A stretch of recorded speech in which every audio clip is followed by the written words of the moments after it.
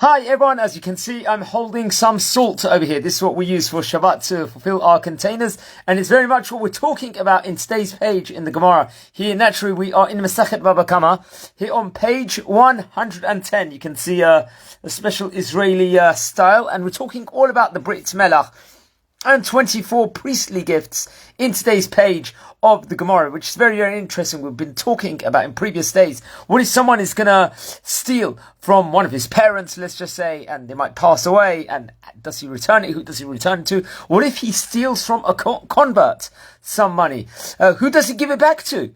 If they should not find him, or different circumstances are pending over here. But what if they cannot locate, or the convert will die? The thief will then have to bring naturally a sacrifice and return the money that he would have stolen to the priests in the temple, and plus a penalty also.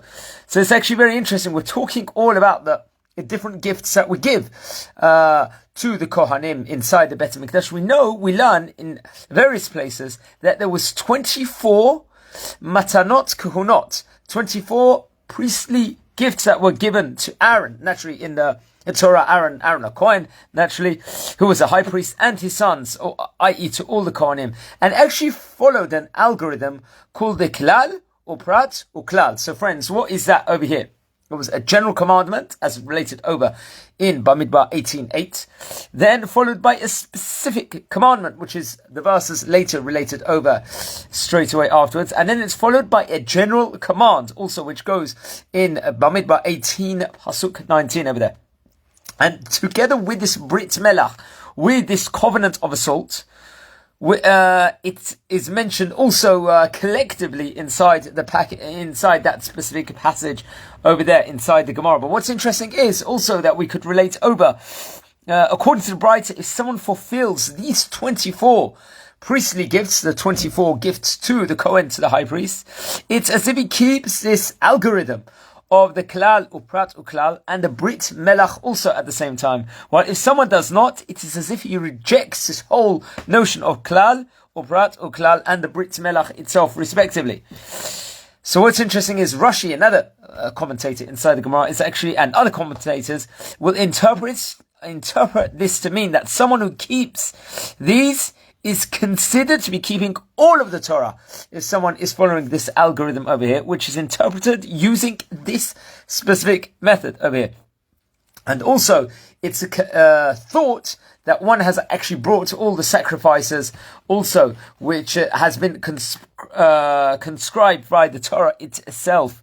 It's 24 gifts over here, so let's learn over. There were 10 of these gifts, which was given inside the Bet HaMikdash, inside the Holy Temple in Jerusalem, i.e. they could also be eaten only inside the Bet HaMikdash, 10 of these 24 gifts, and 4 were given actually in Jerusalem, over there, and 10 were throughout the land over here, i.e. Israel, the last of which is Gezel Hager over here. The Gezel Hager is the sacrifice that the present that one will give to the high priest over here if they stole from a convert and they don't have someone to give it back to, then they give it back to the high priest. So it's very, very interesting. We're talking all about salt, this Brit HaMelach, and these 24 gifts to the Kohen. One thing also we add, salt itself is very, very powerful. Why is it so powerful, salt itself? Because salt can kasher, it can kosher a piece of meat. If you want to, you've got a piece of meat that you need to kosher, you're done with salt. You pour salt all over it.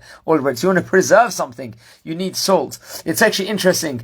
With no salt, sometimes you can't have too much salt, but sometimes you can't have too little salt. Because what is salt? Salt in its own right brings out the flavor in something. And we need that in our life. That's why on the Shulchan Shabbat, on the Shabbat table, we have salt, naturally. We put it on our food. We dip the challah inside of it because it preserves. It's a sign of preservation.